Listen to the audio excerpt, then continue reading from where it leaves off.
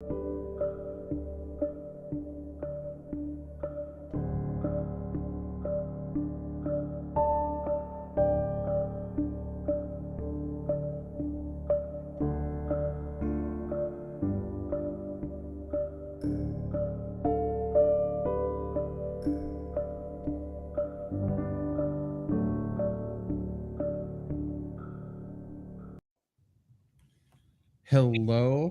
everybody. How's it going? Welcome back to Fantasy Football by Committee is what we are calling this, a fantasy football show from FlurrySports.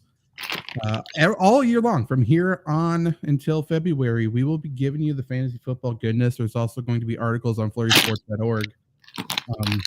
Luke is having a situation. What's going on? My cologne accidentally fell onto my circus peanuts, and now they smell like cologne. You're doing that now? No, I actually bumped it as soon as we started the show. Now I got to deal with this. I'm sorry.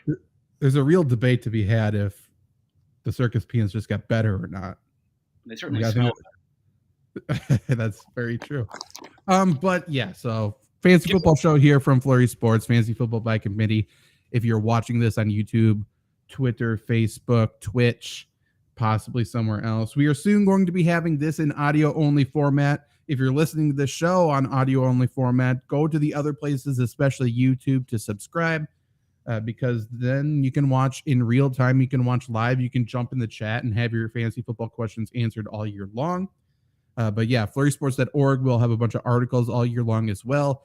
And right now is the best time to buy your fantasy football stuff. I'm talking your draft boards if you are drafting live, your trophies, rings, championship belts. You can even get like wall art from this place. I'm talking about Trophy Smack. So definitely go to TrophySmack.com. The most customizable fantasy football awards on the market. They were on Shark Tank. They got a deal on Shark Tank. Pretty big deal. So they're definitely a reputable company. They are very good, high quality stuff. I got a few other stuff of my own. And if you use the promo code Flurry, 1, you support the show, and 2, you get a discount. You'll get a free championship ring when you buy a trophy. That's a $60 value.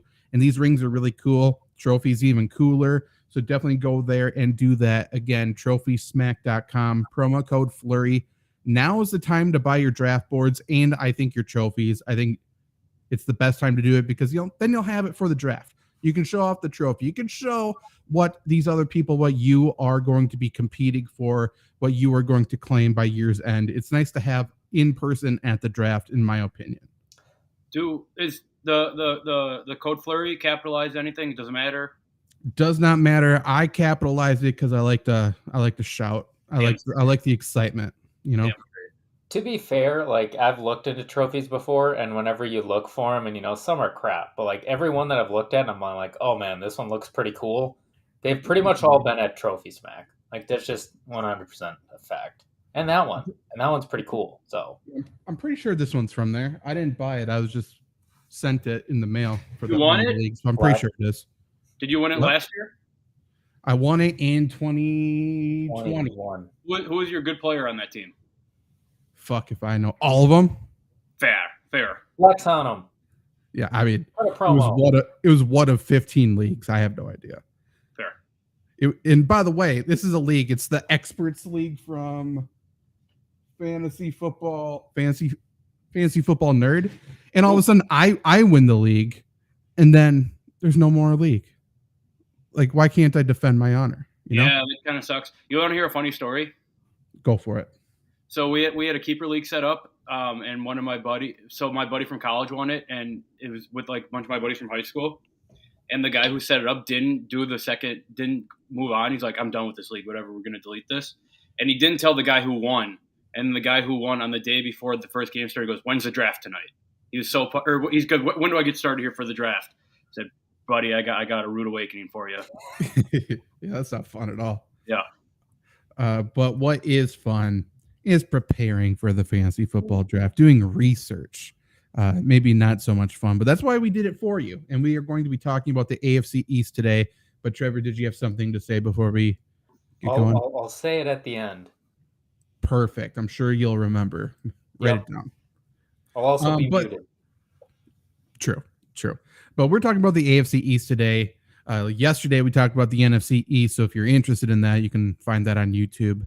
You might have to go to the lives tab, maybe not. But we were on air for 2 hours talking about that damn division yesterday. And this one today, also confusing, also a lot of goodness. So we'll see what happens. If you are watching this in real time, jump in the chat, ask any questions you have. If you're Randy, give us information about yourself, show yourself, present yourself to us. But we're going to talk about the Bills here.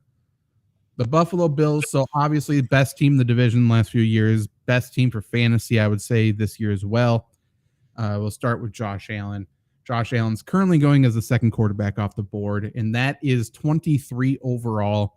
So end of the second round in a lot of leagues, that is very early to be taking quarterback, but he has been good. Last year he finished as quarterback 2. He was quarterback 3 on a per-game basis, and he only had 4 games under 20 fantasy points the entire year. And one of those games was 19.6. So he was really good. He was consistent. And it's hard to say he's not worth that draft spot, but 23 overall, you're talking about, I mean, just looking really quick, again, we're talking PPR leagues. That means he's getting drafted ahead of Ramondre Stevenson, T. Higgins, Najee Harris, Breece Hall, a little bit ahead of Jalen Hurts, who we talked about yesterday. Luke, are you taking Josh Allen this early? Do you think it's overvaluing him, or what's your thoughts on that? So the last couple of years, this has kind of been Josh Allen's draft spot for the last couple of years, right? And I passed on him, maybe the last 2 years, and it's not come back to bite me in the butt, but come back to a point where I said I wish I had Josh Allen on my team. I don't know if that means I'm going to seek out Josh Allen this year. Maybe it does, but I think it, drafting quarterback in the second round is always tough, right? You need them to hit. The good thing about Josh Allen is he usually does hit. So I think if you're putting a very valuable pick into a quarterback, like I said, you need him to hit. I don't see how I don't see a scenario where Josh Allen is a complete bust or anything. I don't know why that 20 point per game would go by the wayside. So I think there's an argument to make for Josh Allen to be picked here. Of course, as it comes down with everything, it matters what you do with the pick or picks before. Am I going out and looking for Josh Allen here? I'd love to see him third round, maybe even fourth round. But I definitely think there's an argument, and maybe I can, maybe I support that argument that you can draft Josh Allen here and be comfortable. I think there's an argument. I just don't agree with an argument just because I never draft quarterbacks early. I think some years are better than others to draft them early, but I mean, we've talked about Daniel Jones last night. We talked about Dak Prescott last night. We've talked about a bunch of guys that maybe aren't, going to be undrafted, but are going to be available later that while they are worse than Allen, I think the opportunity cost is a lot lower. So I think Josh Allen is one of the best guys there. To your point, Luke, I mean, if he drops, it's anybody's game. But round 2, I'm not touching anything outside of running backs and wide receivers. For me, it's way too early. I can't do it. There's also the fact that the division's getting better. Like the Jets defense is elite. The Dolphins, I think, have a decent defense this year. Now that they switched defensive coordinators there. Patriots are the Patriots. So, like, he might have a little bit worse numbers. So, like, I'm not going to touch him here. However, I was just doing the math and, like, looking at the ADP a little bit. And this would be the case, I think, for Josh Allen. Would you rather have Josh Allen and Jahmyr Gibbs or Josh Allen and J.K. Dobbins?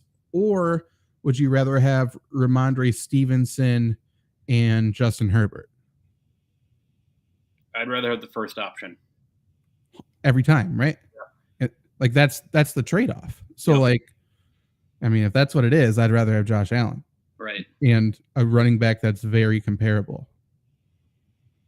So, like, that's the trade-off. And, the way I draft, I'm probably not taking the quarterback, the next time coming around. So maybe a better situation would be to, say Trevor Lawrence at 65 or something, and then, whatever. But, like, if you are drafting at the end of a 12-team league, you're drafting in that back-to-back spot, essentially. That's the situation you might end up with, and I don't mind taking Josh Allen there. So for whatever it's worth, I think he's probably properly rated. Yeah, I agree.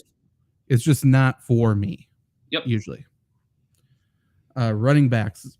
Bills running backs have been an absolute nightmare since Josh Allen has entered the league. Even before that, Luke, you've said it on the show a lot of times about the running backs in Buffalo, just because you have to downgrade them because Josh Allen's taking the rushing touchdown on the goal line, and they're basically throwing to Dawson Knox if they're passing in the red zone. So running backs aren't super valuable. That being said, they got two new running backs in this room. They got Damian Harris and Latavius Murray to join James Cook now. James Cook's going the first out of the three at RB30. That's 80th overall. Damian Harris is going RB37, which is 106 overall. And then Latavius Murray isn't getting drafted. I just don't know what to make of this room. I will say Damian Harris, this is a guy they really, really, really like. This is a guy that they played, obviously, in the division for the past several years. He beat the crap out of them in that game where Mac Jones passed it 4 times or whatever it was. And like even Brandon Beane, the GM of the Bills, mentioned that game when talking about signing Damian Harris. Like that was something they really wanted to get. That being said, the majority of Damian Harris's value over the past several years has been his touchdowns. And if you're saying his touchdowns are going to come way down, I hate it. He's not going to be the receiving back. That would be James Cook. So I would assume all three of us value James Cook the most out of the three. Is that correct? Yeah. Sure. Like, I'm not saying that's high. Yep. Like I agree. Yep. So then I guess the next line of thinking would be, with that being said, is James Cook a flex for you, or where does he rate for you? I don't hate James Cook as a flex. I like other options a lot more, I think. But I don't think James Cook is the worst you can do a flex. Like you said, Zach, I don't love the red zone for James Cook at all. Oh, excuse me. It feels like it's a lot of yardage, not a lot of touchdowns. And when I say a lot of yardage, probably not a lot of yardage, to be honest. A good amount of yardage to probably justify a flex spot.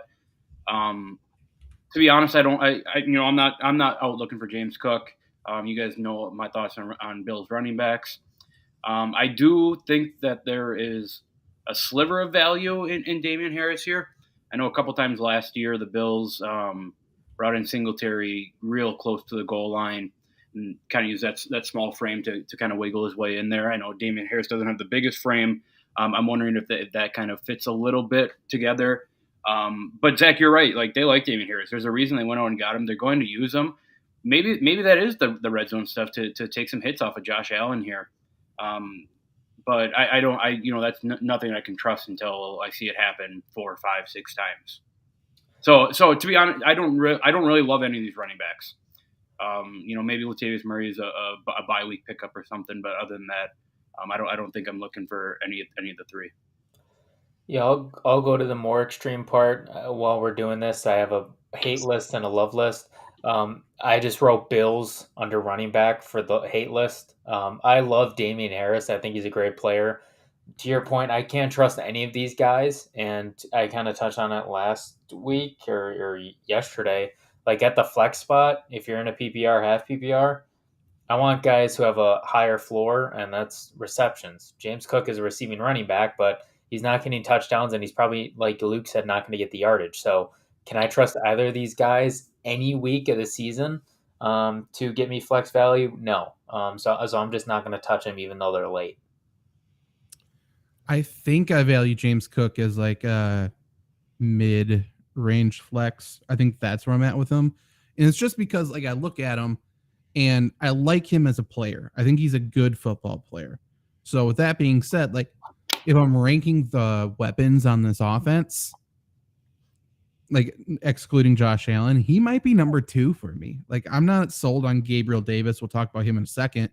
And Dalton Kincaid, I'm not really convinced they know what to do with him, even though they should. They drafted him really high, but it sounds like they might play him a lot in the slot, and I'm just not in it. But James Cook, he kind of came on a little bit at the end of last year. Still, the most snaps he played the entire year was 56% of the snaps. And he played over half. That was the only game he played over half of the snaps. So I think he isn't close to reaching his potential. Will he see a ton of snaps this year? I mean, he's still going to be in a committee with Damian Harris. He's still going to be a part of that. But like he had 14 carries one game. That was 64 yards. He had 3 other games of 11 carries, and he produced yards in all of them. He ended up scoring 5 total touchdowns on the year, which is pretty good considering 3 of those are through the air. So I think they can use him in that way. Like, I like him as a weapon. So I think he's a flex, but his ceiling is so severely limited because of this offense and because of the quarterback. That's the only thing. So he's getting drafted as running back 30, I said. Yeah. So that's 80th overall. That is just ahead of George Pickens, Kadarius Toney, AJ Dillon, Alvin Kamara, Jahan Dotson, Brandon Cooks. So I think compared with those other running backs, I think I would rather have AJ Dillon because his ceiling's higher. His ceiling's only higher if Aaron Jones gets hurt, but I think that's where I'm at. Like, I'm for sure not taking James Cook if I'm drafting him as my second running back. Agreed. Like, that's where I'm at. Like, if he can be my third running back, my fourth running back, then okay. Like, he can be a bye week fill-in. He can be my flex. He can do that. But if I'm relying on him to emerge at some point in the season, I just don't see it. Right. So yeah, and I don't see it with the other guys in this backfield, obviously, either. Yep, I agree. Yeah, we don't need to talk about it too much more. We also don't really need to talk about Stefon Diggs, I don't think. He's going as wide receiver 5, 8th overall. He was wide receiver 4 last year, wide receiver 5 on a per-game basis. He plays pretty much the entire year all the time. Like, he gets banged up, misses like maybe one game a season. He just had that frustration with the front office earlier this offseason that seems to be taken care of. Like, would you draft Stefon Diggs at the end of the first round? That's the only question, because like, he's a wide receiver 1. He's proven that. But are you cool with him at the end of the first round? I am. I think there's other receivers that I'd rather have, but maybe that's personal bias. But Stefon Diggs, right, same as Josh Allen, he will produce week-to-week basis. You can't really go wrong having Stefon Diggs in your team. I mean, if you're questioning whether Stefon Diggs is a viable choice at the end of the first round, you're just trying to clickbait at this point. Like, you might not love him there, but I mean, nobody can argue about that pick at the end of the first. Yeah, I think people overthink it, but I mean that group of receivers though too, I don't think there's a bad choice. Yeah. Let me throw, because you brought that up and kind of tied into our show yesterday, we talked about CeeDee Lamb at the end of the first round. Would you rather have CeeDee Lamb or Stefon Diggs this year? I think I'd rather have Diggs. I think I agree with you. I'll go Lamb. I'll be the odd man out.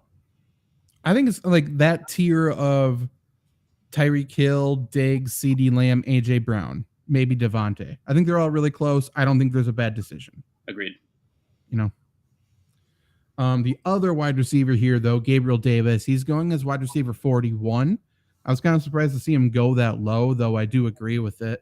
That's 90th overall. Last season, he finished as wide receiver 36 despite missing 2 games, so he finished really well.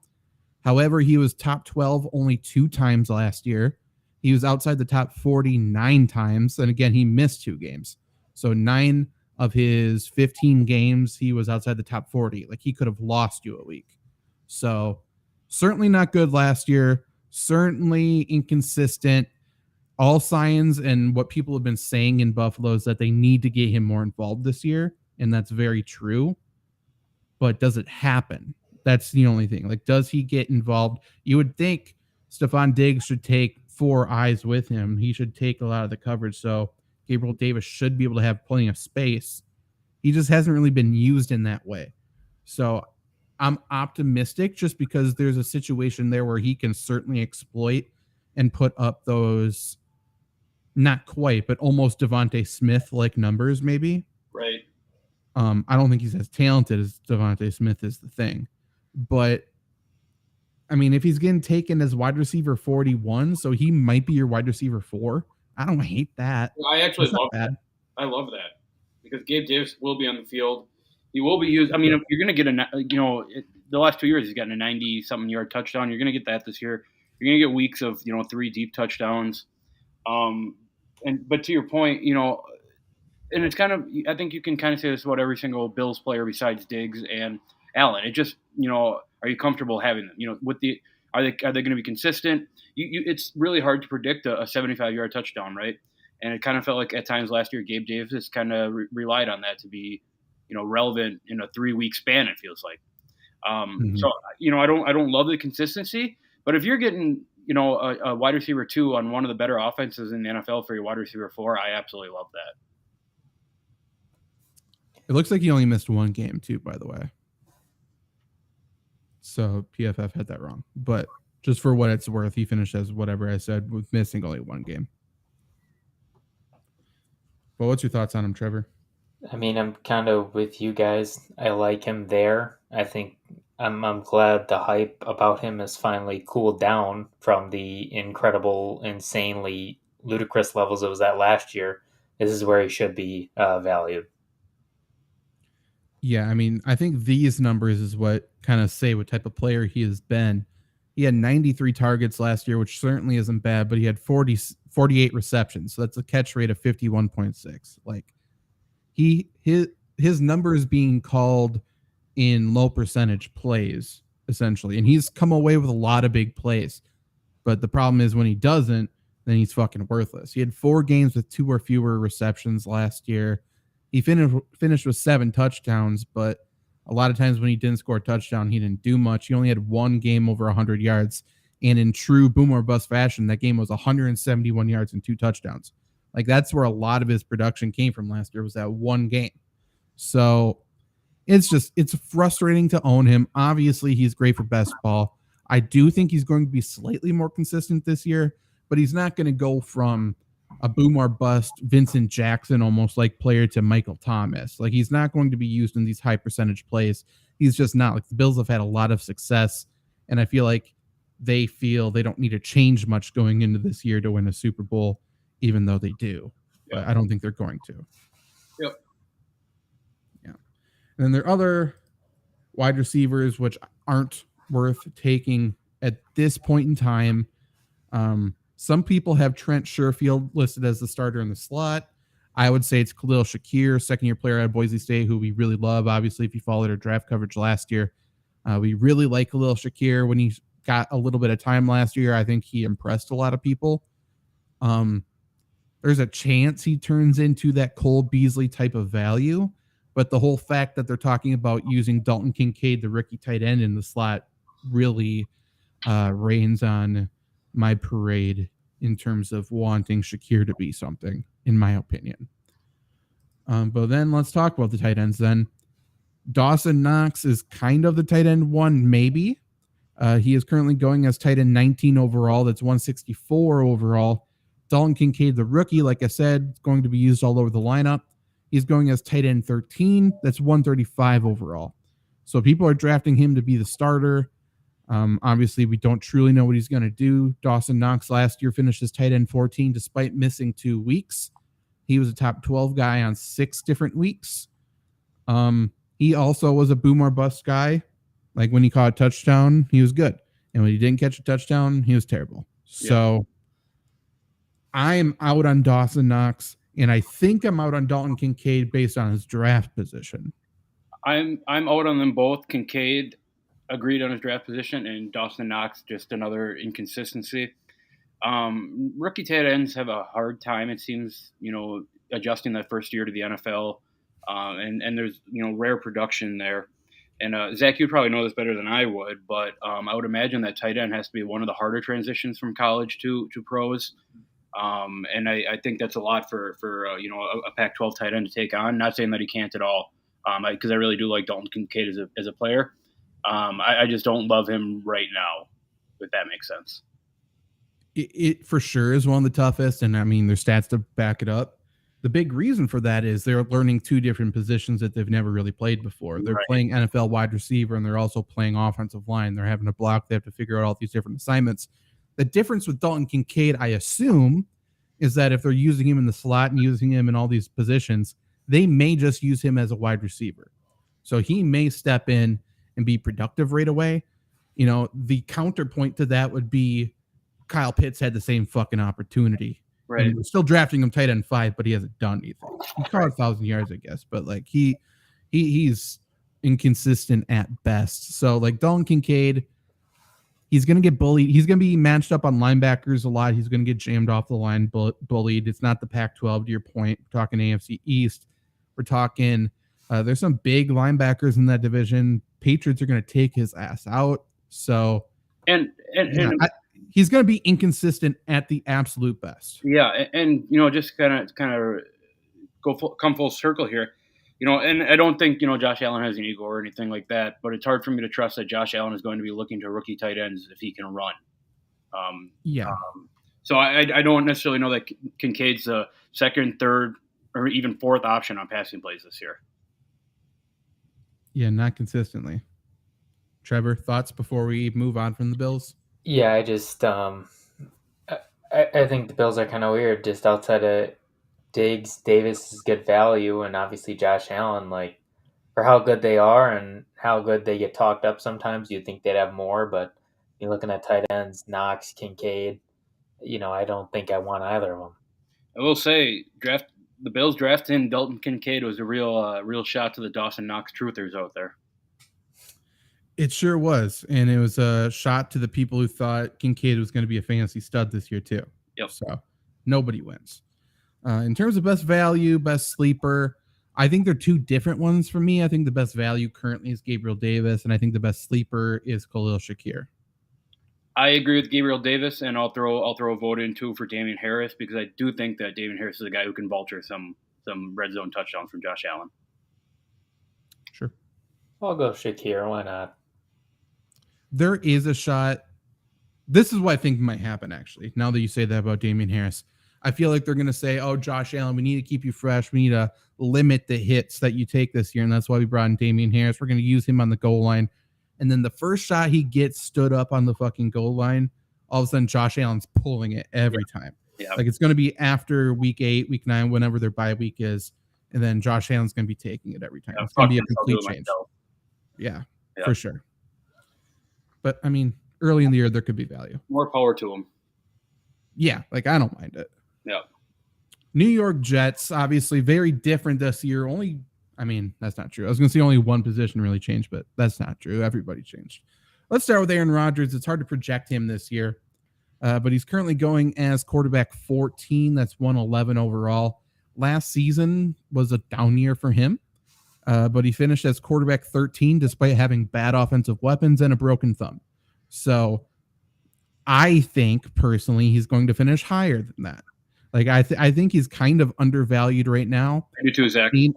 We've seen Aaron Rodgers pissed off before, and for that reason, I've already placed a bet on him to win NFL MVP.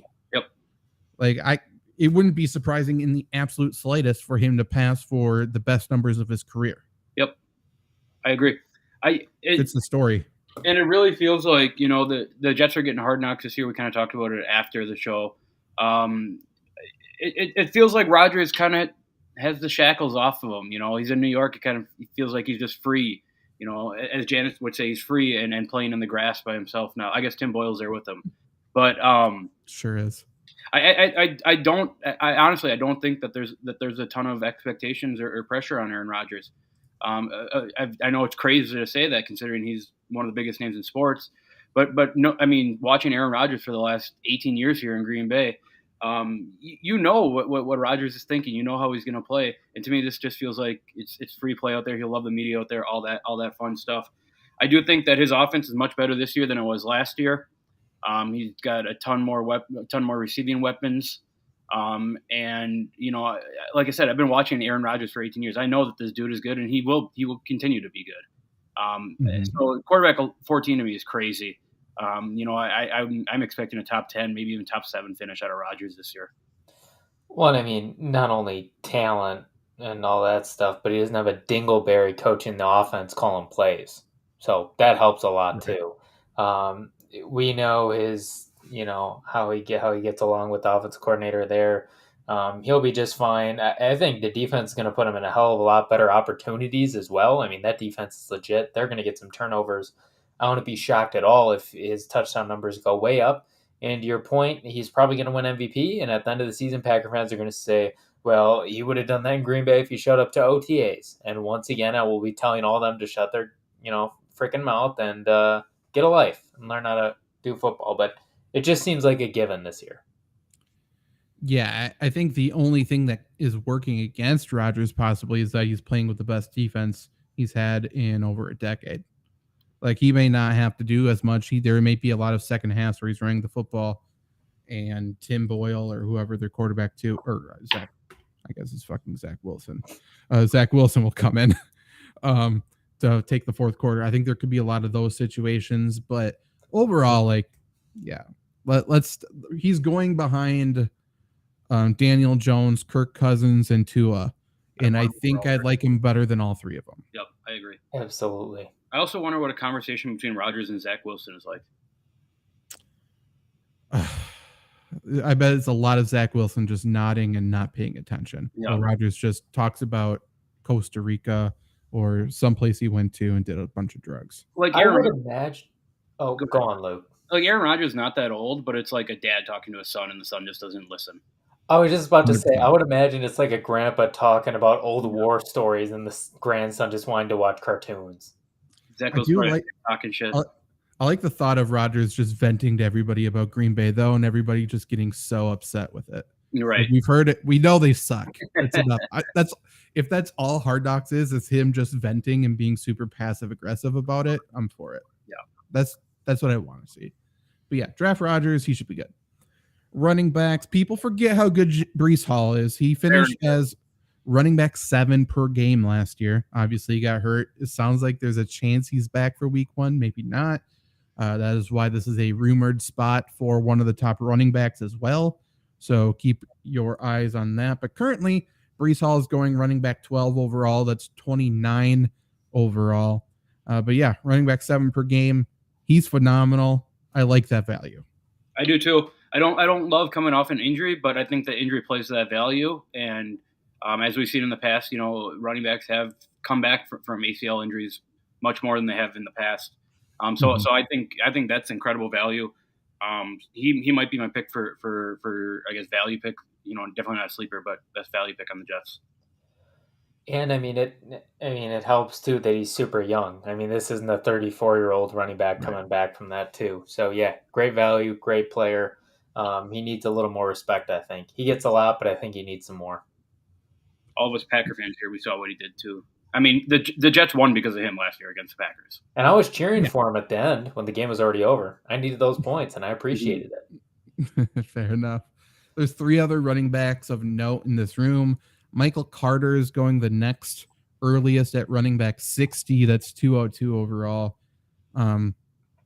There's some report of him coming out saying he's going to be taking a bunch of carries and snaps or something earlier this offseason. I don't think so. But so I would ignore Michael Carter personally. I'm done with him.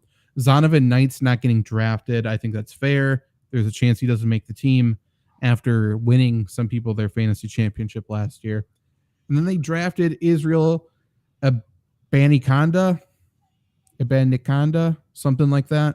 A lot of people called him the steal of the draft. He's a really, really good player. He's going as running back 63, 240 overall. I believe he's going to emerge as the running back 2 if they don't sign somebody else. So if you're looking for a handcuff, I'm not sure if there's a true handcuff on this football team, but I don't hate taking a flyer on him last round of a very deep draft. Yeah, I don't. To be honest, I don't hate taking him and Michael Carter here. I agree with Ty Johnson. I don't think Ty Johnson is great. And who knows if he makes a team. But, I mean, Aaron Rodgers uses his running backs in the pass game, especially down in the red zone. I mean, we saw what Aaron Jones and A.J. Dillon did the last couple of years. That gets me a little excited about Michael Carter. I don't think it's anything where you need to go and seek him out and start him week 1 or anything. But I think this could be one where if you don't have to draft a kicker, you don't have to draft a defense, draft both these guys and see how training camp shakes out. Yeah, they're nothing more than lottery picks. Fair enough. These wide receivers now, there's a lot of them.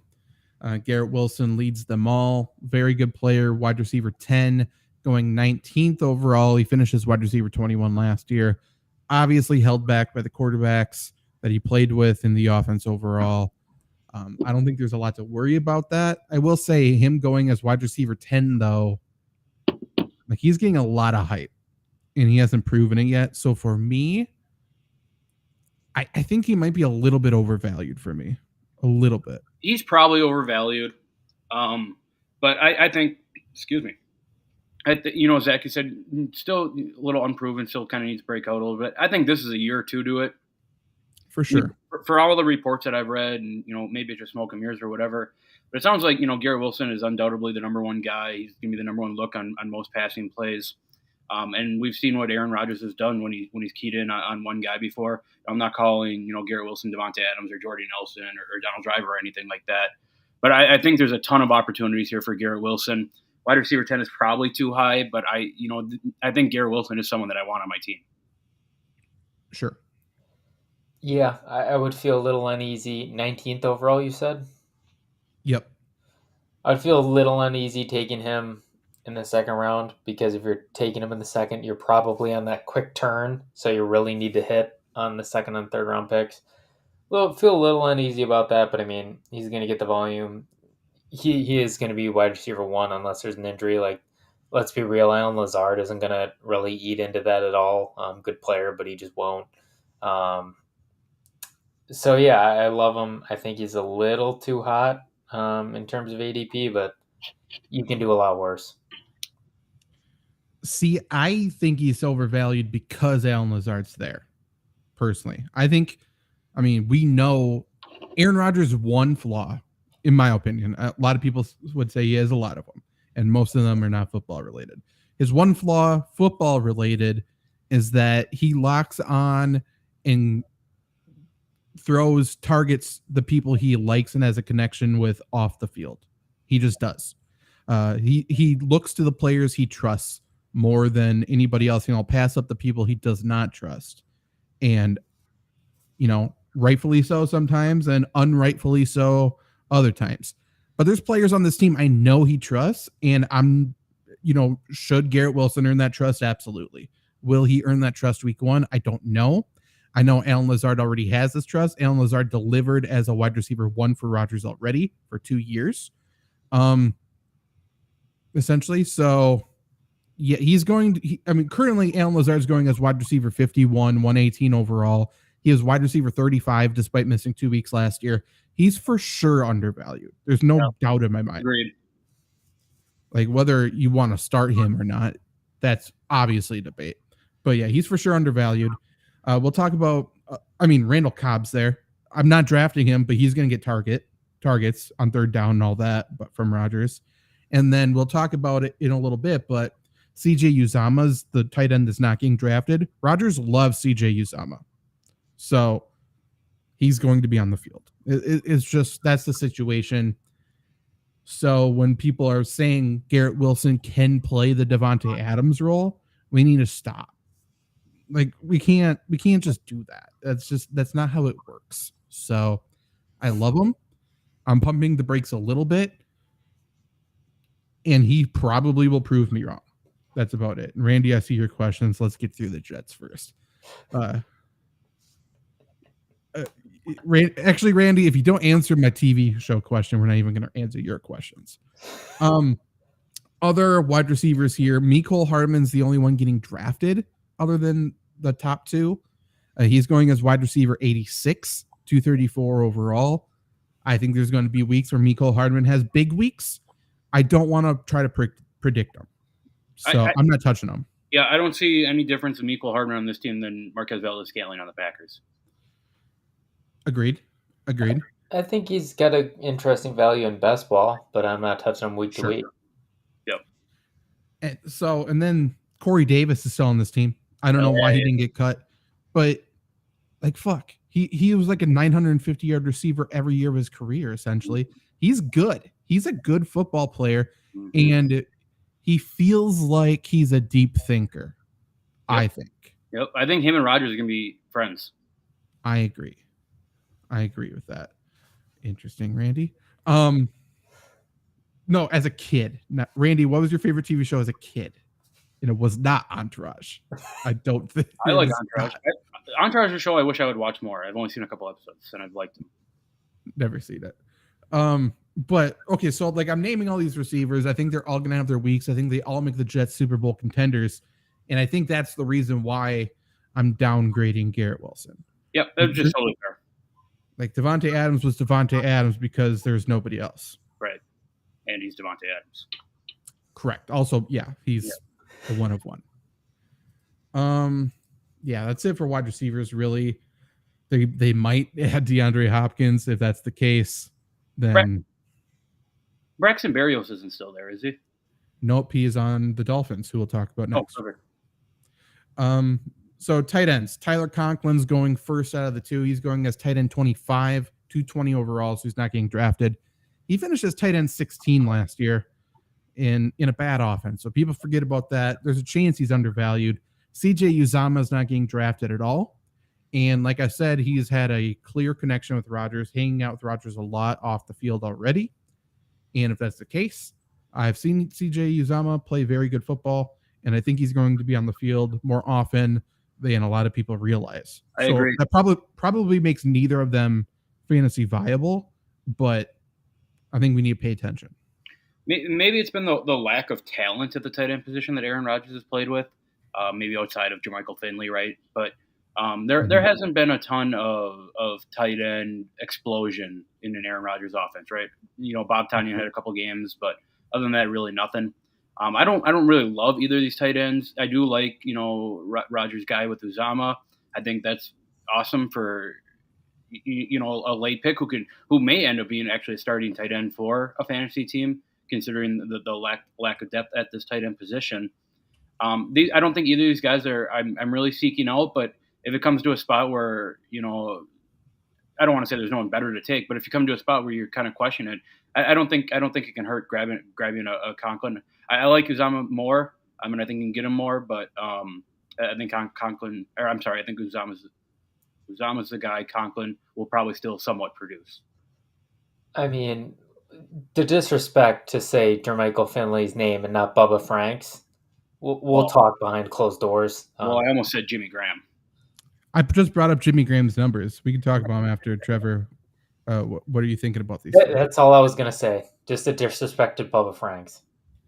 Okay, obviously tight ends in Packers offenses haven't been great, and I think a lot of reason for that is because, you've seen fantasy, like we've talked about week in and week out, you're looking for a touchdown, and for Aaron Rodgers teams, he has that connection with Jordy Nelson, Devontae Adams, those types of people in the red zone, and it hasn't really been. So the touchdowns are going to those guys because there are a lot of broken plays because they're ill-designed plays that don't work. Right. So Rodgers has to make, chicken salad out of chicken shit, essentially. So for that reason, there hasn't been that great. But Jimmy Graham still caught 636 yards and 2 touchdowns one year, 450 yards the next year with 3 touchdowns. So he doesn't score touchdowns, but he had decent yardage. Richard Rodgers had 500 yards and 8 touchdowns with the Packers. Obviously, a lot of them came from that Hail Mary, but that's not a terrible fantasy season overall. Right. So I think there's a chance to carve out a role. Yeah, I don't know. Not a great one, but yeah. Randy likes Saved by the Bell as a kid. That's before my time. Also, you got to specify what Wendy's commercials. I'm so lost. Trevor's not in the Wendy commercials. He's the old guy from the Six Flags commercials. Are you talking about the one with the red pigtails? I don't think that was Trevor. That was Wendy, actually. Bills win this division, probably. No. Saved by the Bell is a good answer by you because they rerun that every fucking day. So that doesn't give me anything.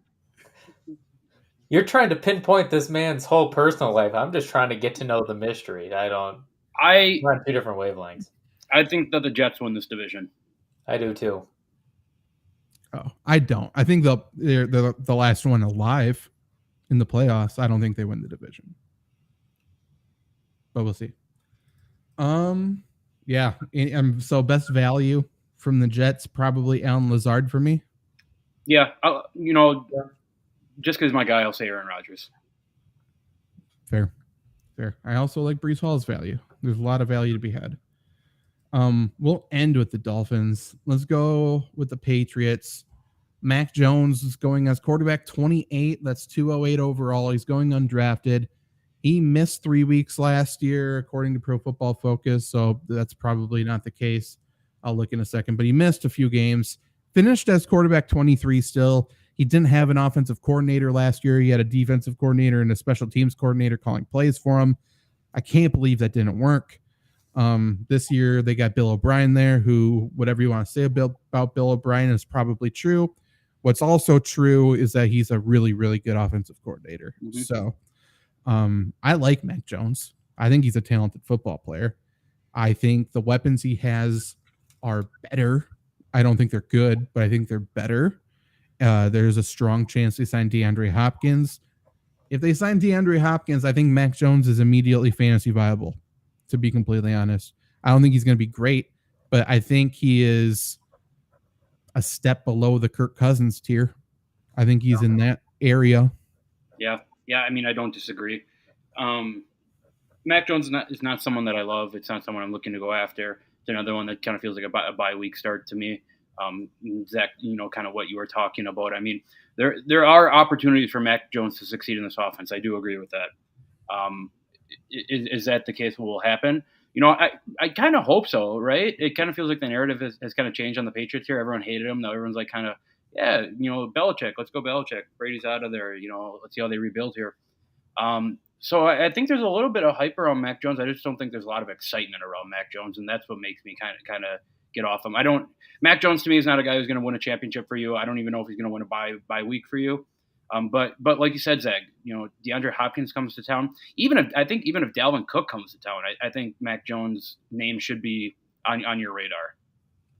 Mm-hmm. I mean, I have no stats to back it up. I just hate Mac Jones. Not as a player. He just bores me to death. And I get bored of them. So I have no stats to back it up. It's just a personal vendetta. I think everybody has him against at least one player. He's just a don't touch for me. But again, if D-Hop goes there, might not have much of a choice.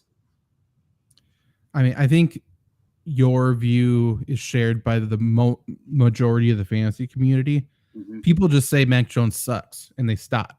Like, they don't know why. They don't know really anything. Like, he's a good quarterback. I hate to break it to people. I think he's actually pretty talented. But we'll see. He's in an offense that's undoubtedly run first and ideally run second and third. So, but they only got one running back essentially too, which we'll talk about in a second. I think they probably signed somebody else. I think it's probably Kareem Hunt, but we shall see what they do. But yeah, if they don't sign another wide receiver and they just sign a running back, I think Mac Jones' ceiling is very clearly limited, unfortunately. So you're probably not drafting him either way. Just keep an eye out for him. Ramondre Stevenson, though, he finished as RB7 after playing every game last year. He was RB11 on a per-game basis, and he's going as RB10 this year. That's 24th overall. I feel like that's too high, but there's no reason for me to feel that. I know they're going to bring somebody else in. I'm pretty confident in that. I think the Patriots are willing to bring in any of what I would consider the big four running backs still available: Ezekiel Elliott, Leonard Fournette, Dalvin Cook, Kareem Hunt. I think all four of them have an interest in the Patriots. I think Leonard Fournette's at the bottom of it just because of the whole practice thing. I feel like he's not going to want to practice, but I don't know. That's my only reason for downgrading Stevenson, because he's a good player. Yeah, I agree with you. And he's shown that he's been a good player over the last, at least 2 years. 2 years, I think. My worry for him would be that I think, if just for I guess as a defense coordinator, I'm almost wondering if teams will say, we're going to make Mac Jones beat us and put 7 in the box, put 8 in the box. That was last year, though, too. What did Mac Jones show enough, though, that teams can shy away from that? Because teams did that last year. They dared Mac Jones. You can say Mac Jones is terrible or amazing. It doesn't matter. Right. They had no receivers last year. Yeah. They didn't have to do anything. I guess stop the run. They couldn't do it. And I guess we'll talk about him in a sec. I guess bringing Juju in does help to kind of take linebackers off the line of scrimmage a little bit. For sure. Yeah, I guess. Okay, now that we're talking it out, I don't hate Ramondre Stevenson. Where did you say he was going? I'm sorry. 24th overall. So RB10. So probably as a running, I like him more as a running back 2 than as a running back 1. I agree, but 11 on a per game basis last year is not terrible, and at the moment he is not competing with Damian Harris or another. I like Pierre Strong too, but I just don't know if he's going to be the running back too. And I guess New England just, this uneasy for me is coming from a spot where I don't honestly know what New England is, and that kind of makes me want to stay off of them. I would guess a lot of people are the same way. But I guess, it makes sense. If New England's going to move the ball, it's going to be Ramondre Stevenson. It's probably going to be a lot of it. So I guess I'm with you on that. Fair enough. Trevor? I got nothing to add. I was looking for stats to back anything else up. I couldn't find anything. Keep doing good work over there, Trevor. The Patriots, that's what they kind of are. Like, you just don't know. Yeah, they played ugly football last year. They tried to make games ugly. They tried to bully people. Their offensive line wasn't very good.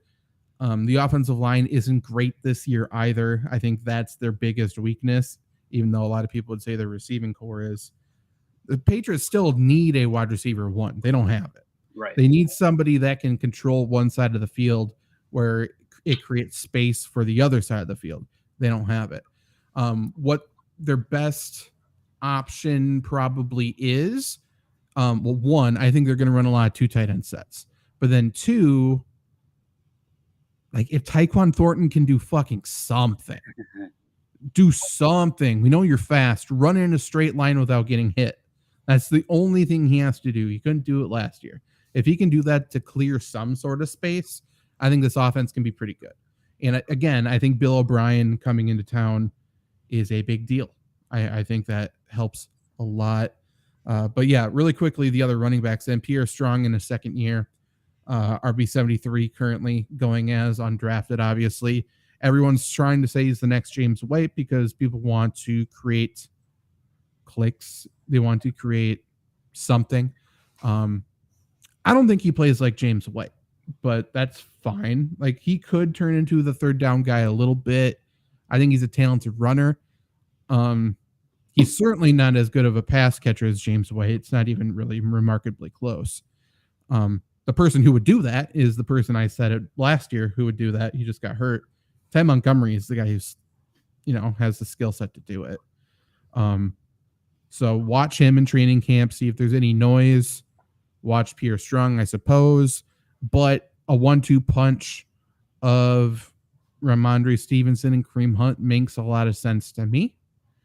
We know the Patriots like to go after guys who have killed them in the past. And I remember Kareem Hunt's first game. Yep. That was against the Patriots. He destroyed them. And I think, Belichick remembers that too. So I'm guessing that's what they do. And they also like people that have killed people. Shout out Aaron Hernandez. True. Kareem Hunt didn't get the job done, but he did his best. They don't mind taking in troubled in players whatsoever. Shout out Antonio Brown. Shout out Chad Johnson too. Chad Johnson, Randy Moss. There's a long list. Tim Tebow. True. The most troubled of them all. Wide receivers we'll talk about. Then we'll talk about these tight ends. I think the tight ends are getting disrespected. But wide receivers, they just extended Devontae Parker, I believe. They did whatever they had to do to create space for next year. They're going to make a lot of free agency moves next year. But Devontae Parker's there. They got Juju Smith-Schuster. They got Tyquan Thornton. Kendrick Bourne is still there. He'll do something, I'm sure. But Juju's going the earliest out of all of them at wide receiver 48. That's 107 overall. He was wide receiver 27 in Kansas City last year. He's not a wide receiver 1 at all, but never know. I think if they sign somebody like DeAndre Hopkins, that's when Juju gets really interesting for me. If they sign somebody that can control one side of the field and Juju can work out of the slot, that's when he could be fantasy viable. Yep, agreed. Tyquan Thornton's the next one going, actually, at wide receiver 74. That's 195 overall. If you draft him, you're taking a stab at somebody. That's it. Like, if anyone tells you what he's going to be, they're just guessing. Yep. There's no shot. If anyone knows me, they know that I love speed in football. My favorite player ever is Chris Johnson. Right next to him is Tyreek Hill there. Tyquan Thornton, I'm all in on him. I'm still all in on. I'm still all in on John Ross. Tyquan Thornton's the next one here for me. Something's got to work at some point. But Weird. I don't know. I don't think so. Nothing to get me to draft him at all. Tyquan Thornton is probably a guy that I'll take with my last pick and be riding my bench all year. And I'll always say, well, what if he does get that 90-yard touchdown? And he never will. But I'll always have that thought when I set my lineups every week. Mm-hmm. I feel you. There's no point in me. I don't want to talk about Tyquan Thornton. I really don't. I don't want to talk about Juju without any other threat there. And I don't want to talk about Devontae Parker, who has been passed around from fantasy to fantasy team like a cheap hooker. So I don't like any of these guys, is what I'm saying. I'm going to make a case for them a little bit. I'm just going to say Tyquan Thornton was hurt all of last year. I think that's going to continue. Like, he's just too skinny for the NFL. However, because he was hurt all last year, he missed time, he played injured. Like, we didn't see what he could truly do, especially if it caused him to not be fast, because even though, Luke, you might be a believer in him, that's the only thing he has is his speed. I 100% agree. Right, and that might be great, but like, we didn't really get to see it last year. So if he's healthy, never know. You never know. Will Fuller, people are still wondering why he's not signed. And I don't think he's worse than Will Fuller is. So there's that. Never mind. Do you want Will Fuller signed to the Patriots or what? No, I was going to say, I don't know if he's worse than Mecole Hardman. Then I rethought it and said, no, Mecole Hardman's better. Oh, for sure. Yep. For sure. Devontae Parker. He's going as wide receiver 118. That's too low. I think whatever you want to say. He missed 4 games last year, and he always misses games. Okay. However, he missed 4 games, and he is wide receiver 70 on a team that couldn't pass the football. If they can pass this year, and he misses 3 games, he's probably wide receiver 40, 45. Don't do this to me. I'm kind of in on Devontae Parker, and it's not going to work out. This is the year for Devontae Parker. Fuck you. I'm willing to take a shot. I think so too, Zach. I think so too. I am not. I am going to be the voice of reason. This shit got out of hand. Hey, if you're following the money, he just got an extension. That means they like him. In my mind, they chose him over DeAndre Hopkins. We're moving on. Tight ends. I mean, okay. My only worry with Devontae Parker. What's your only worry with Devontae Parker? The only worry. One of my worries with Devontae Parker is that I assume he was going to see Jalen Ramsey and Sauce 4 times this year. Yeah, yeah, he will. And what, Tre'Davious White? Like, there's good quarters. Yeah, I forgot about Tre'Davious White. Yeah, okay. Maybe I'm off with Devontae Parker. Maybe. Yeah. I mean, do I want him on my team? Only a little bit. Well, I kind of know. After this, nobody's going to want this podcast. I mean, no, there's zero doubt he's undervalued. There's zero doubt. Wide receiver 118. Like, there aren't 117 guys better. Can you tell me who's going at 117? Let me look. By the way, next year we should try to put our names in the NFL draft, because I saw you can do that if you graduated college. That would be very funny. I can't believe I haven't done that yet. Okay, wide receiver 117 is Deontay Hardy for the Bills. Okay, he's better than Deontay Hardy. I guarantee Devontae Parker will have more fantasy points than Deontay Hardy this year. Who is 119? Matt Collins, who's also underrated. I'm not willing to put him above him. At first, when you said Matt Collins, I wrongly thought of the who is the Raiders guy that killed a guy? Was that Ruggs? Yeah, Henry Ruggs. I was like, oh man, he's one ahead of the guy who killed somebody and is in prison, but wrong guy. True. So I'm going to write that down. You said guarantee. Guarantee. That's our first guarantee of the year. Devontae Parker outscores who? Deontay Hardy. Yeah, I mean, fine. If you want me to do one too, I guarantee he outperforms. I'll even go higher. He outperforms 98 ranked wide receiver Lance McCutcheon for the Rams. I think Deontay Hardy outscores Lance McCutcheon. Fair. That's fair. Okay, I'm running out of room to write down guarantees, so I'm not going to do that. But if those don't happen, there's got to be some sort of forfeit. I'll stop doing fantasy. Okay, analysis. no, you can't do that because then Luke and I are dead to rights. So. All right, Mel Kiper. Yeah. Like I'm pretty. Who's Roddy Bell? He's 94. He's gonna outperform Ronnie him Bell, too. Michigan standout. Shout No, out. Ronnie. Who cares? Who's Ronnie from Remember the Titans? Isn't that Ronnie Bell? I have no idea who you're talking about. I'll continue on. I'll figure it out. Okay, I don't know. Are you talking about Sunshine? I don't know. I don't Maybe. I like No, Sunshine. you're not. He's my favorite. It's your favorite what? He's my favorite character in that movie.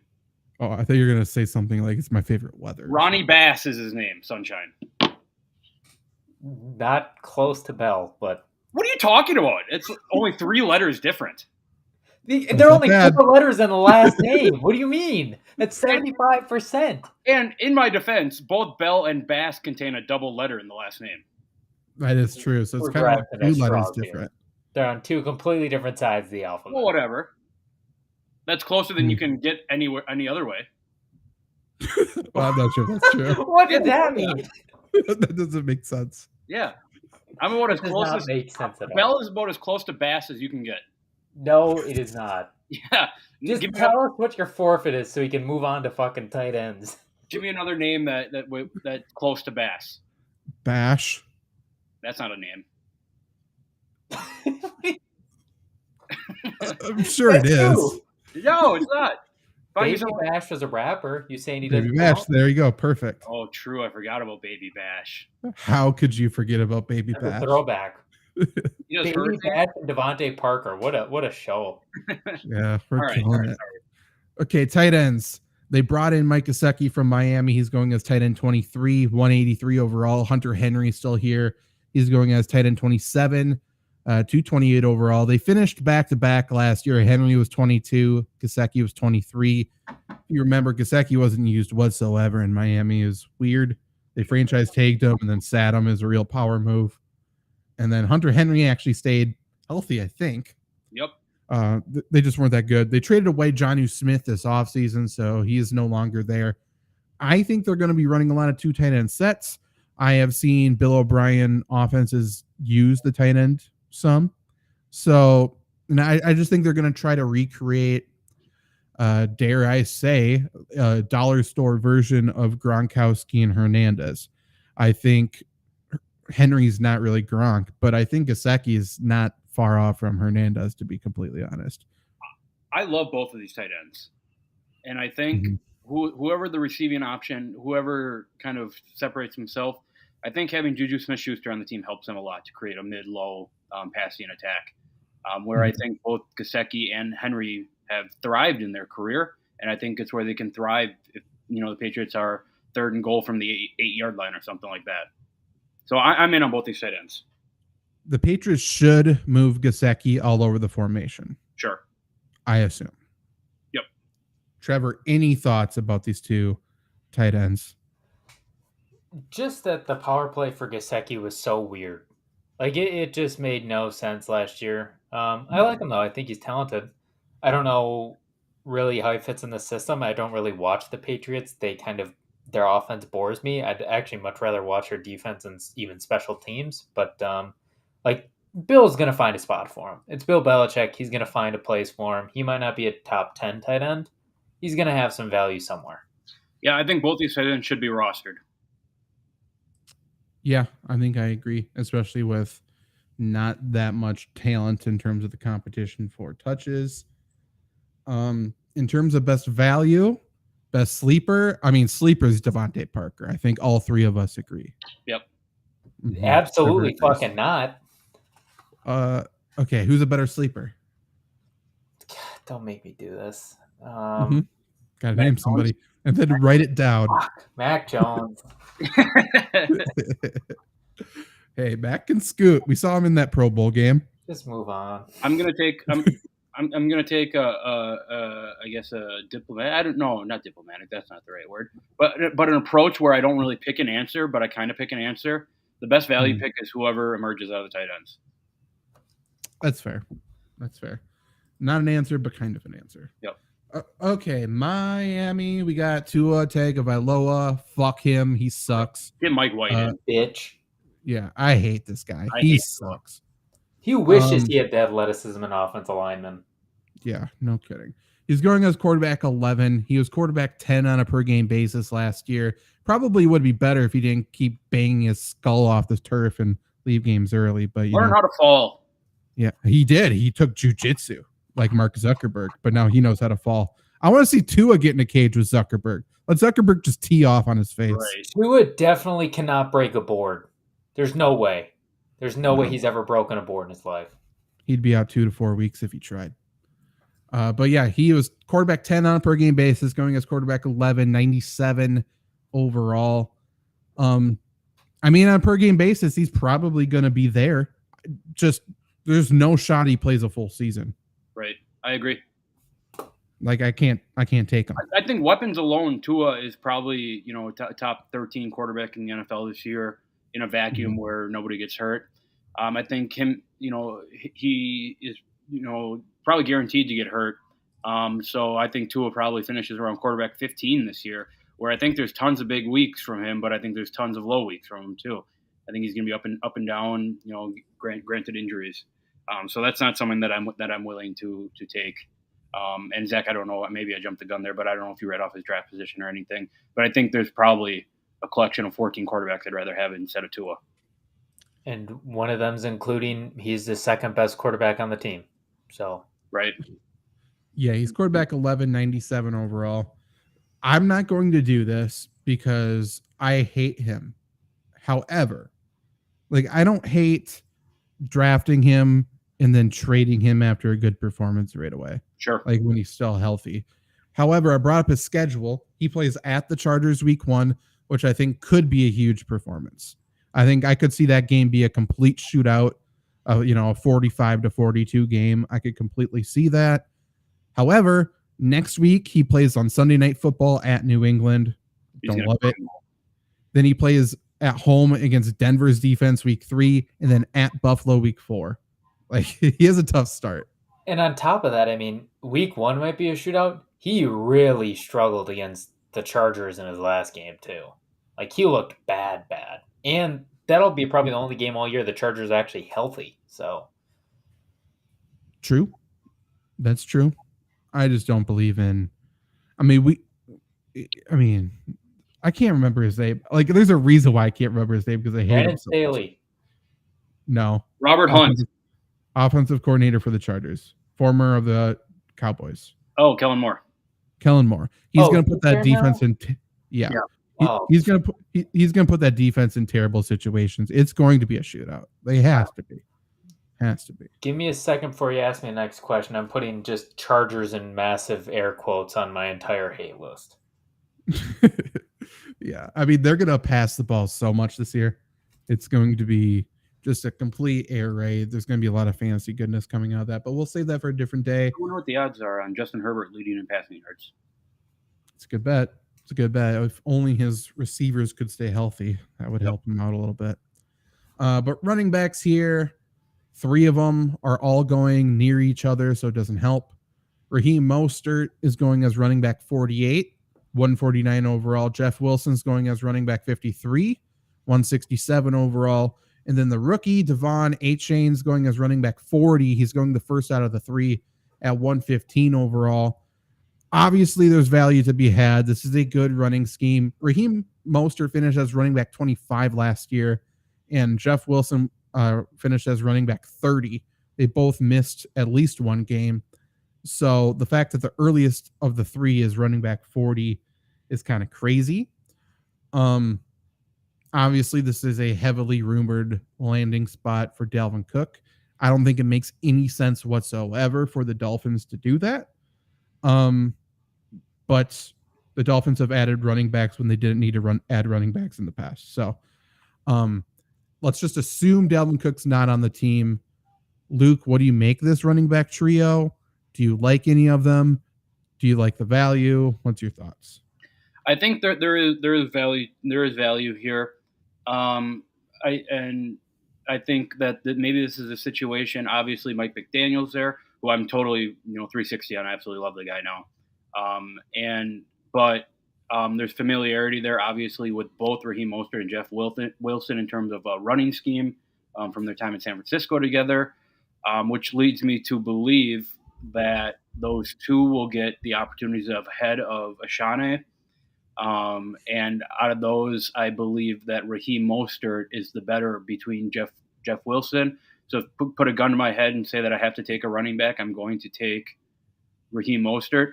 I do think that he sees the most opportunities. Raheem Mostert's obviously a huge injury guy, but I do think that he sees the first opportunities, he sees the most opportunities, and I think he's got the best potential to turn a better fantasy day around.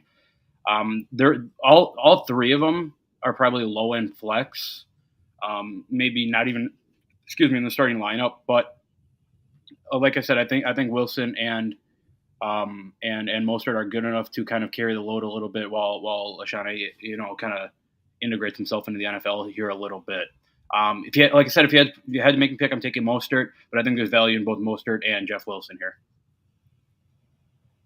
I think there's definitely value in this backfield.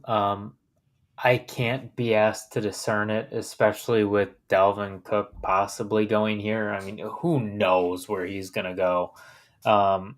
It's just a little too much unknown for me right now. I think after 2 weeks into training camp, we'll probably get a really good idea. But until then, I mean, I can't sit here and tell you which one I prefer because I really have no reason to lean one way or the other outside of just pure feel. A-Chain's going first. I will say I think he should be the receiving back would be my guess. Like, I think there's a decent chance that he has that role carved out. But the other two, I really like Raheem Mostert. I do like both of their values. The issue is they're so inconsistent. You're not going to be able to predict it. Both Mostert and Wilson had 3 top 12 weeks last year. They were both healthy relatively at the same times. And it's just a hot hand approach. You're not going to be able to predict it. Both guys offer something a little bit different. And it's just whoever's seeing the running lanes better that day, it seems like, is what they're taking. But then on top of it, the offensive line's still not amazing. Right. So it puts a little damper on expectations, I think. It almost, I'm sorry to cut you off, Zach, but it almost feels like if you take one, you have to take the other two. Kind of, but even still, if they're both healthy, I don't want to play either. Right. So I think that's the red flag to stay away from this backfield. Yeah, I am. I don't need to do it. I don't need to play those games. It's not fun. I really, really value my bench spots, though. Yep. There's people who actually, it sounds stupid, but there's people who don't. So if you're one of those people and you're willing to burn a roster spot, go ahead. Randy, we'll get to your fantasy-related questions there. There actually are some football questions. We'll get to those in a second. Let's go wide receivers here. These are the guys that are actually valuable on this team. We got Tyreek Hill going as wide receiver 4. That's 7 overall. He finished as wide receiver 2 last year. Jalen Waddle finished as wide receiver 11, or he's going as wide receiver 11. He finished as wide receiver 8. But yeah, wide receiver 11 is 21 overall this year. Tyreek Hill, I think, is a no-brainer. I think the only reason people are passing up on him or downgrading him is that people think he's going to slow down at some point, and he just hasn't shown it. So I'm not going to try to predict that. I think there's no point, right? Yep. Tyreek Hill is going to be a top 5 receiver this year. I mean, there's no other analysis for him, I don't think, right? Correct. Okay. We've seen it 8 years in a row now. Yeah. Jalen Waddle, though. He finished as wide receiver 8, and that was heavily weighted on just a few big games. I'll bring it up here once I find the tab it is. But he had a lot of really shitty weeks last year. I know he had to play without Tua a lot of the time as well. But down the stretch last year, so week 12 on, again, Tua's hurt, but whatever. He finished as wide receiver 31, 99, 69, 10, 5, then 36 and 37. I think he's a big play guy, and if he doesn't get the big play, he's not going to be very good. And I don't like that at that value. I agree. I agree 100%. I do think that the Dolphins are at their best when Jalen Waddle's at his best. That obviously makes the most sense, right? Because Tyreek Hill can get his whenever he wants, and if Jalen Waddle's playing well, Tua is probably playing well. So I think there are, opportunities to be had. Like, of course, you can't shut down Tyreek Hill. If Tyreek Hill goes like 2 catches for 13 yards in the first half, those first 5 plays coming out of the second half are going to Tyreek Hill. I don't think you can say the same about Waddle. I do like his big play ability. I do like, he is somewhat of a matchup nightmare. But I don't necessarily know that, like you said, Zach, I don't necessarily know the consistency is there. And, and I don't, Tyreek Hill's there, and Tyreek Hill's just Tyreek Hill. I can't stress this enough to audio listeners. We'll get to some questions from Randy in a second, including the heavily asked question of if we like Jell-O. Everyone's been clamoring. Spoiler alert, I hate Jell-O. What? Ooh, we'll get Trevor, save it. No. Let's keep people listening to the end of the show. What a hot topic that we could get to. Luke's turning into Stephen A. Smith, and I'm not here for it. Stephen A. definitely hates Jell-O. That's true. There's no shot he likes Jell-O. Stephen A. wishes he could be PvP here. True. But yeah, Jalen Waddle at 21 overall. Really quick, I guess that is going ahead of Tony Pollard, Josh Allen, Ramondre Stevenson, Mark Andrews, T. Higgins. Too high for me. I'd rather have those running backs, Andrews and Higgins, than him. Yeah, like I would value him in the probably the 30 range, to be completely honest. That's where Devontae Smith, Chris Olave, Travis Etienne, that's the range for me. Yep. Other wide receivers that you're not drafting, but they're interesting. Braxton Berrios, like we said earlier, he's going as wide receiver 35. He's a good slot guy. He's a talented player, and I assume he'll be the returner here, at least punt returns. So if you have that, and then Chosen Anderson, Robbie Anderson is here. I'm so happy he's on Miami because I hate Miami, and that's the perfect landing. If there's a 2 at a Robbie Anderson touchdown this year, I might throw up immediately. Wait, hold up. That's Robbie Anderson? Yeah. Chosen Anderson. When did he change his dumbass name to something even dumber? This offseason. He went from the IE Robbie to Chosen. He's on that AB path, man. Except he's not good at football. True. It's a shame. Remember when we were talking about, I like guys with speed? I still believe in Robbie Anderson. Just shut up. Shut up. I know I shouldn't. I still do, though. Mute him. Yeah, get him to San Francisco back with Darnold, and then we're good. Darnold's for sure getting cut, and he's going to Miami. There's no doubt in my mind. The stars are lining up, baby. For sure.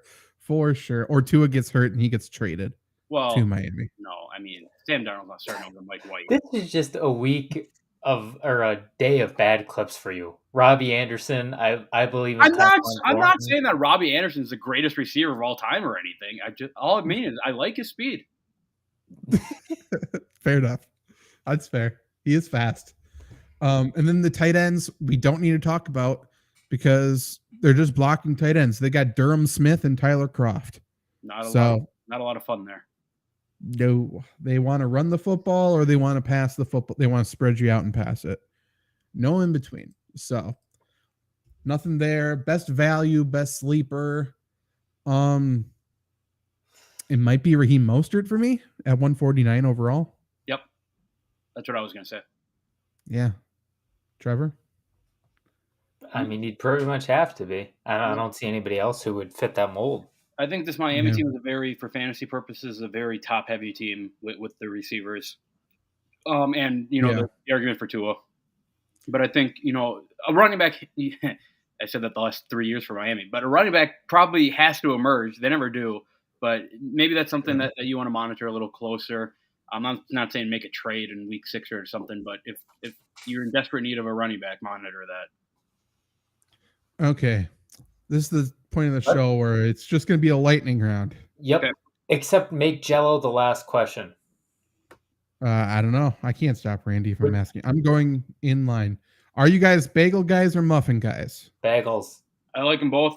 I love lemon poppy seed bagels. Trevor. I like them Trevor, both. you said you didn't know Pick cream one. cheese goes on bagels. Stop it. You know what? No, don't talk to me. You said, are you guys bagel or muffins? Luke goes, I like both. That's not the question. The question I is do like either both. or. Okay, yeah, you're Okay. right, Trevor. You're right. I Bagel. like bagels more than I like muffins, but I love lemon poppy seed muffins. I'm gonna say muffins because there's no good bagel places by me. Like I was up in Superior this weekend, got a great bagel. It was awesome. But muffins always are good, and bagels are not always good. Fair enough. Big Apple bagels, awesome bagels and awesome muffins. That's where I was. So fucking good. Do you put chips on burgers or fries on burgers? Nope, sacrilegious. I would put chips on over fries. I put chips on burgers. Fries and burritos are good. Oh, interesting. That's like a California fries and guac and burrito. Favorite ice cream? You're Rainbow starting sherbet. shit, Randy. It's not Bubblegum. an ice cream. Don't That's care. I'm going to disgusting. call it an ice cream. I had like a salted peanut butter and jelly this weekend. That was fucking good. Ooh, that sounds I'll good. go with that. That was really good. What rookies will make the biggest impact this year? Other than Bijan Robinson, I'm going to assume because obviously he's the big one. Are we talking about fantasy? Or can I name a defense player? Go for it. Name a defensive player. Well, I didn't think of one, but Okay. Well, cool. I got mine. I mean, Yeah. I mean, how can you not say Will Anderson? True. I mean, I feel like the Texans have a pretty good chance of having the Rookie of the Year this year. Yeah, defensive rookie of the year at least. Yeah. Unless I'm going like, Anders Forbes Carlson. goes crazy or something. What'd you say, Trevor? What'd you say? Anders Anders Carlson. Fuck off. Okay, I'm not even answering. Don Clifford. Underrated players in the AFC East. Aaron Rodgers. Corey Davis, Honestly. seeing that he might be cut. I don't think. Devontae Parker is definitely underrated. Xavier I think Howard. Pierre Strong. Mike White. Khalil Shakir. Micah Hyde. True. DeMar Hamlin's not playing this year, is he? He will. He's already back at practice. Good to go. We shouldn't let him. Right. Why not? Play football. If you're out there, let's spear him. I agree, Zach. I agree 100%, but I'm going to cringe every time I see him on the field. It's going to be Alex Smith all over again. We're going to forget his number by like week 3. No. People are going to be really disappointed when they remember, How he's bad not he is. great. No. Yeah, not a great player. The only reason he was in because their other two safeties were out for the year. Yeah. Best backup quarterback in the league. Gardner Minshew. Mike White. Yeah. I'd probably say Gardner Minshew. He's up there. Tyrod. Is Tyrod anywhere? Is he at the Giants? Oh, no. Remember, he took that one run when everybody was already hurt and then took a hit instead of going out of bounds. Yeah. That was He's with the best. Giants still. That was great. I mean, yeah, Tyrod's good. Why not? I'll throw a shout out to Colt McCoy as well. He's not. starter. He's the starter. QB1. Put some respect on his name. Do you guys like Jell-O? No. Who doesn't? I'm indifferent. I get nothing out of it. Jell-O is a wannabe popsicle. Wait, what? I don't know if You that's heard me. true. I did hear you, and it made no sense. Yeah, I don't get that. There's never Jell-O served on a stick. Well, that's not Is juice wannabe popsicles too? Yeah, I mean, juice is just melted popsicles. No, popsicles are guess. frozen juice. Right, I know, Well, but true. they want to be. Yes, of course. But juice Yeah, is but they wanna be- Popsicles are wannabe juice then. I think No. it goes both ways. You think so? It's grass is greener situation. I also think that popsicles are more popular than juice. I'm like, what do you mean? Why are Well, you saying the two? How are we measuring popularity here? What gets bought more, popsicles or juice? Juice. Definitely juice. Are you No shitting chance. me? Dude, No do you see how chance. quickly... Dude, tomato juice is needed in every Bloody Mary ever. You live in Wisconsin. You should know this. Luke, Yeah, but they don't. you go to No, I'm with popsicles. you go to continental breakfast at a hotel. There's like 3 types of juices. How many types of popsicles do they got? Well, but you could say that like how many ice cream trucks are going around? There's no juice in those, just popsicles. There's not very many ice cream trucks though. There used to be. You remember ice cream trucks used to be awesome, man. Yeah, there's one that used to drive by my apartment in Superior when I lived there. It was a wild time. You wouldn't want to go outside though because the meth heads would run to it. It was pretty cool. It's kind of fun to watch. Rocket Pops. Yeah. Greatest thing ever created. Cranberry juice, orange juice, tomato juice, apple juice. Apple juice sucks. I don't like it, but there's more apple juice, just apple juice sold than all. No way, no chance. I got the answer here. Juice and smoothie sales in the United States reached approximately 2.3 billion in 2020. Yeah. Popsicle companies claim that their annual sales are over $2 billion. So, thank you. So, no, that's still less than 2.3 billion, Luke. Also, let's take a time out here. Also, no. Hey, I'm not done yet. First of all, so juice and smoothies sell more in just the U.S. than popsicles do worldwide by 300 million. Oh, you took U.S. numbers versus worldwide numbers. Yes. Okay. So more juice is sold in the U.S. than popsicles in the entire world by $300 million. Okay, I believe that. My rebuttal to that would be those stats were taken in 2020, and I think not many people were outside during COVID, so they couldn't experience the heat that you need popsicles needs to sustain its ecosystem. So I'm going to put an asterisk on that. I'll hear it if you find different numbers. Okay, you know what? Shitting me. Trevor, if you could write that down for us to look, maybe there's updated numbers at the end of the season. That is the most Joe Rogan bullshit I've ever heard, but it's impressive, and I respect it. The logic is sound. It is. It's like a false positive. That's literally one of the things they tell you is not how it works, but yes. Okay, favorite cheat meal? Pizza, I guess. I don't know. Have you seen like the Rock's Instagram cheat meal? I don't like The Rock that much, to be honest. I like The Rock. He overdoes it a little much. He overdoes it, and I don't know.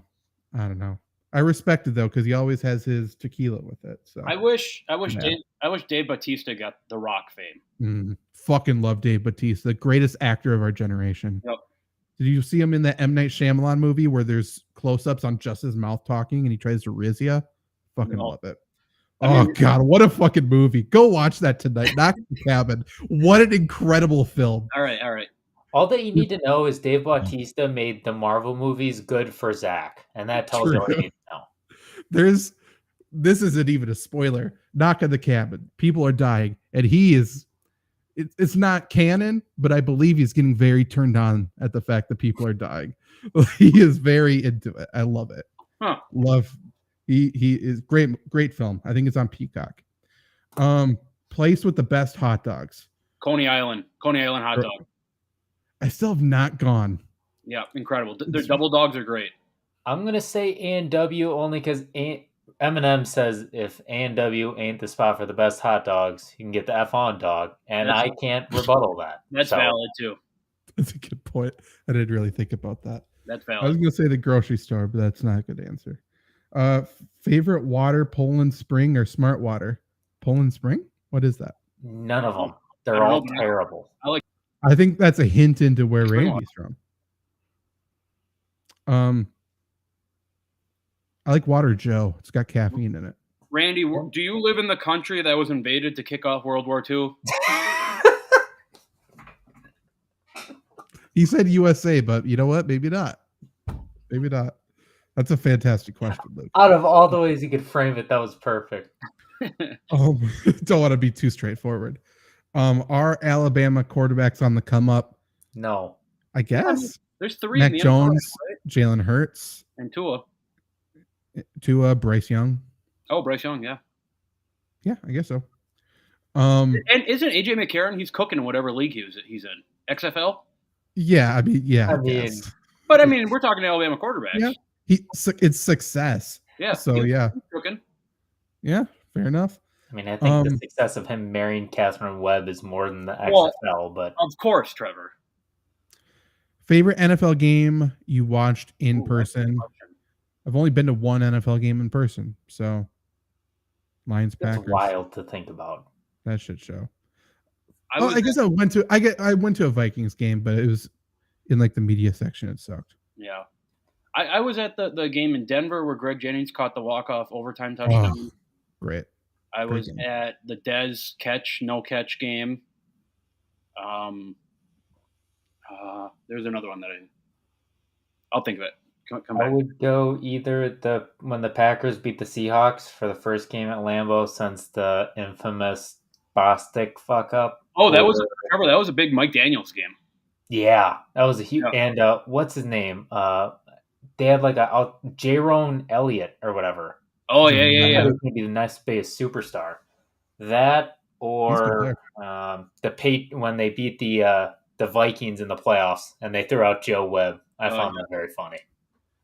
The other one that I was thinking of is it's the loudest I ever heard Lambeau is when Rodgers came back from the injury at halftime against the Bears and Randall Cobb caught the game-winning touchdown. That was an earthquake at Lambeau. I'm sure. Have you guys ever done blind taste tests? No, but if you have any suggestions, let us know because we're getting together in August. Maybe that's something we can do. I'm kind of scared to do blind taste tests, to be honest. I feel like it'll expose me. It will. Also, go to Let's Go Wisconsin if you want a regular taste test. We got some good ones. Sure. I don't know if you're in Wisconsin, if you'd like that, but might as well try it. No, he lives in Poland. I mean, he's in a place that sells, was it Poland Spring? Right. Poland Spring water? Poland Spring is in the U.S., dude. You know that, Where right? else do they sell Poland Spring? In the United States. Where? You can get it at your local grocery store. I guarantee it. No. Yes, you can. No. You can get polar water. That's not Poland water, though. Poland. Oh, maybe I have seen this. You definitely have. You can get it at your local Walmart. Is it the box water? No, it's basically only on Walmart and Amazon. It's from Poland, Maine. Randy? Ooh. Maine? Randy? I've never seen this water in my life. I've seen it so many times. It must be a Milwaukee thing. It's like I think it's a Walmart thing. It's like a less shitty version of Dasani. You only see it if everything else is gone. Yeah, I'm not a Dasani guy either. Worst sandwiches you've had? We've answered this before. I don't know. A bad barbecue, maybe? I have no idea. 4 celebrities you would have dinner with. We should each name one, and then we come together on the 4th. Okay. Well, the 4th one's got to be like someone super cool. Let's keep Aaron Rodgers. Dave Bautista. Oh, Dave shit. Bautista. I'll sign off on that. Okay, that'll be the 4th one. Okay. Who's the other one? Yeah. Who do I I'll love? put Aaron Rodgers as mine. I was gonna say who do I love more than anyone else on earth, and it's Aaron Rodgers. So Trevor, fuck you. You can take Aaron Rodgers. I'll pick somebody else. No, I kind of want to do like Tony Hawk or John Cena. Ooh, that'd be cool. Or I got mine. Fucking Chris Angel. Ooh. Oh yeah. What a great dinner guest. Ooh. He'll fuck everything up probably, Yep. but what a show. Who's our 4th? Dave Bautista. Yeah, Dave Bautista and Chris Angel at the same table. Yeah, let me add Charles Barkley to this mix. Oh, Yeah. great guest. Yeah. And Aaron Rodgers was the 4th, or Yeah. what was the other one? Yeah, sure. What a lineup. One quarterback you would take to win a game down 6 with 2 minutes to go. Aaron Rodgers. Yep. Or actually, Tim Tebow. He's done it. That's all he can do. This is Tebow time. I think I would take Tim Tebow. I'm a Tebow guy. I kind of want to say Cam Newton and just have him run the ball the entire time. Fair. It depends on how far you got to go, I guess. After this year, the only correct answer will be Jordan Love. Yeah, he's really good. If we were solely basing off one game in their career, and I brought him up yesterday, but it's Baker Mayfield. Okay. Yeah. I don't hate it. You need a quarterback with, some sort of swagger. You know what I mean? Yep. You can't have like a Matt Ryan. Right. Like, no, too bland. You need the quarterback to tell him that, yeah, we're going right down on you. Yeah, exactly. Yeah, watch this shit and just do it. Well, don't what forget a way to end the show. I got a promo I can cut. I remembered what I was going to say at the beginning. Okay. Kind of. I didn't talk about it with you, Zach. I don't know if we can put it out there, but I'm going to put it out there anyways. How does it sound? Okay. if you are working at a company and you're like, man, I can take these guys. These guys are idiots. Or I know more than fantasy football. Let us know. We'll do a wide company fantasy football league, and we will pummel you into the ground and kick the shit out of you. And then while we're standing over your lifeless body, we'll spit in your face and laugh at you.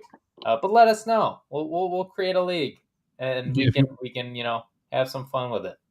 You're not going to win, but if you want to do a league where it's going to be like a bunch of content creators making like videos and smack talk and stuff like that, think of it. You get to be on the other end of a promo from us, and it's going to be great. It's going to be hilarious. You're going to feel bad. Like if you have a girlfriend, significant other, they're going to look at you every night and it's going to be like, they're going to know you're a loser. You're a pathetic piece of shit. You're going to end up not having a spouse at the end, probably. But like, it's going to be fun, and you're going to get clicks, and people will know who you are by the end of it, which is awesome. And we'll jump on each other's podcasts. Zach, if you can move over to the left or the right. More. See that big trophy? Yeah, you don't have a trophy like that, but we do. So, suck on that. Nice one, Trevor. That was good. I know. I really planned that out well, didn't I? It's a horrible promo. I'm sorry. I had nothing planned. I would love to do company versus company. If we can get at least 8. If we do 8, then maybe each company has 2 representatives, or maybe 5, and each one has 2 representatives, or something like that. That would be fun, I think. And maybe there's a rep in each division. 2 divisions, a FlurrySports person in each division, or, there's lots of ways we can do it. I would love to do that. I'm willing to get a trophy sponsored from Trophy Smack to put it up. And, I'm willing to do that because it's just going to come back here, but it's going to be fun. It's going to be great. What? If you somehow, by the grace of God, do get lucky, you get a championship ring too, because that's what you get with the promo. Free $60 benefit. Free. Yeah, you will not. You will not. And I know the show's kind of run long, so I probably shouldn't ask this question, but let's get it anyways. You guys I do think Devontae Parker is going to be good, actually. You guys have big plans for the 4th? No. We're going to be doing that draft, aren't we? Probably. I don't have plans. I was gone all of last weekend up in Duluth, and need to put the house together a little bit here. So I think, Zach, you're in La Crosse. I think they have a pretty good fireworks show. Do they? Okay. I think so. Yeah. Might go to that. Research that. Probably will. Might have to. We shall see. I'm in Mindoro. I'm in the fucking boondocks. I'm sure I have a feeling there's gonna be a nice homemade fireworks show here. Would be my guess, which is awesome. And then all the preppy people are gonna post on Nextdoor. Were those gunshots or fireworks? I have a feeling if there's gunshots, people know. No one's confused out here. We get it. We all know what's going on. Favorite fireworks show? I don't know what that means. Milwaukee, downtown. Breaking Bad. Breaking Bad had all kind of fireworks every season. They sure did. So, yeah, very good show. Breaking Bad, they just had the 2 guys on the new episode of Sunny. It was very funny. Cranston and Aaron Paul were, or who? Yep. Really? Yep. Did you? We're going down another tangent, but Bryan Cranston said he's going to retire, I think, at the end of 2026. I don't like that. Yeah. He's kind of a guy that we need to be famous forever. Awesome. It's another good dinner guest. He just didn't make the cut with Chris Angel on the board there, right. But great dinner guest. Also, Malcolm in the Middle, all time great. Also, in Sunny they call Aaron Paul Malcolm because they think Bryan Cranston's only from Malcolm in the Middle. It's very funny.